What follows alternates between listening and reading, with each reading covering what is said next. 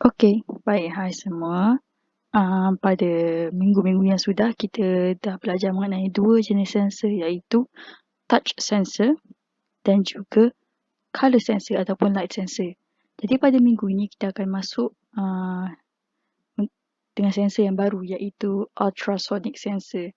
Okey, jadi dekat sini saya dah pan kamera ni untuk didekatkan kepada robot, kerana pan kamera ni kalau kita guna kamera atas atau kamera belakang, kita tak akan nampak letak dia dekat depan. Jadi untuk pan kamera ni sebenarnya kalau nak guna VRT adalah lebih mudah untuk anda gunakan mouse daripada gunakan touchpad. Kalau mouse tekan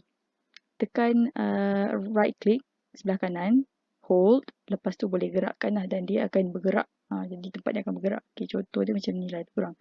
Ni saya tekan right click, lepas tu saya gerakkan. Dia boleh gerakkan lah. Okay, dekat sini sekarang saya dekatkan dengan robot sebelah hadapan. Okay, supaya anda dapat lihat dekat mana kedudukan ultrasonic sensor tersebut. Okay, untuk sedikit info, ultrasonic ni fungsi dia adalah untuk mengesan benda ataupun bunyi ataupun halangan dalam jarak tertentu yang awak akan tetapkan dalam programming.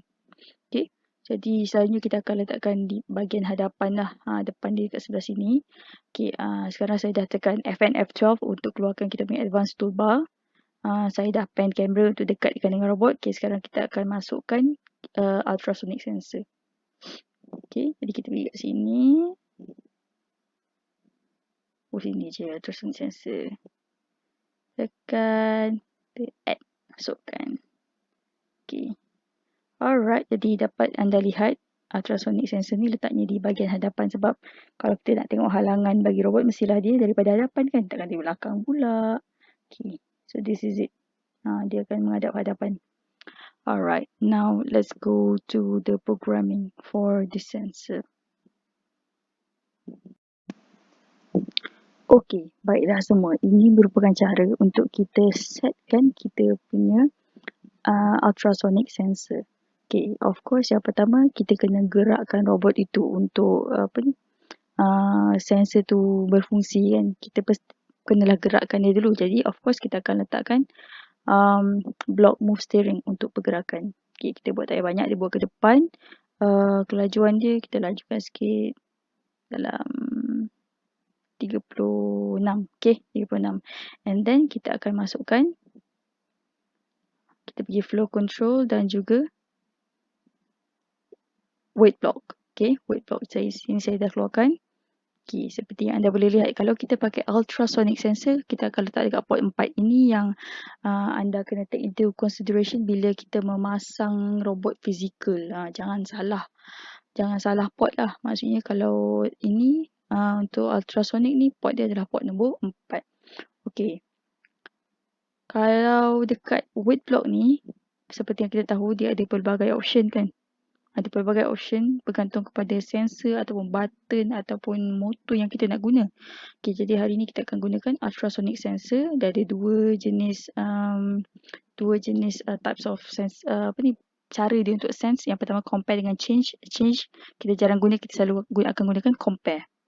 Okay, compare ni yang akan menentukan fungsi dia tu. Okay, yang pertama distance in centimeter.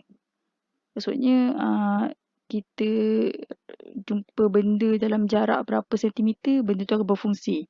Distance in inches, jumpa benda dalam jarak berapa inci. Beza dia cuma 1 cm 1 inci saja. The third one, presence or listen. Ini kalau dia rasa ada sesuatu ataupun dia dengar sesuatu. Jadi sensor tu akan berfungsi. Okay, jadi hari ni kita akan pilih distance centimeters. Okay. Dekat compare type. Compare type dia ada 5 jenis. Yang pertama, equal to. Kalau kita nak buat equal to betul-betul sama, kita buat kosong. Nanti saya akan terangkan dia punya correlation dengan sebelah sini. Yang ini not equal to, kalau tak sama. Yang ini kalau sama, dia ikut arahan. Yang ini kalau tak sama, dia ikut arahan. Yang ini greater than, lebih besar. Kalau dia lebih besar, contohnya kat sini kita set jarak kan. Jarak dia lebih besar, dia akan ikut arahan. Yang ini greater than or equal to. Ini lebih kurang. Tapi lebih kurang dia adalah lebih. bukan lebih kurang, lebih kurang dia lebih, bukannya lebih kurang yang kurang. Okay. And then this one, less than. Yang ini kena kurang. Okay. Kalau dia kurang daripada berapa sentimeter kita set, dia akan ikut arahan. Yang ini, less than or equal to. Ni pun lebih kurang, tapi lebih kurangnya lebih ke arah kurang. Okay. So, threshold value. Ini adalah basically jarak yang kita tetapkan untuk kita punya sensor itu berfungsi. Kat sini saya setkan 10 cm. Okay, 10 cm maksudnya kalau ultrasonic sensor ni dia gerak and then dia dalam jarak apa ni, bila dia jumpa sesuatu, bila benda tu masuk je jarak 10 cm dan kurang, jadi sensor ni akan berfungsi. Okay, macam tu.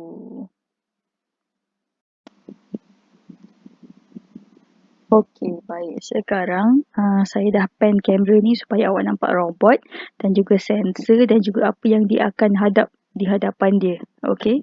Dan saya telah download kita punya programming tadi ke dalam kita punya intelligent brick dekat sini. Pergi sini, tekan. Okay, mana cari? Tadi nama dia adalah ultrasonic sensor. Okey.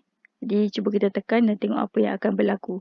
Tadi ingat kita punya programming kurang daripada 10 cm dia akan bergerak. Maksudnya dia bila dia kesan sesuatu kurang daripada 10 cm daripada robot tu, dia akan berhenti. Okay, try.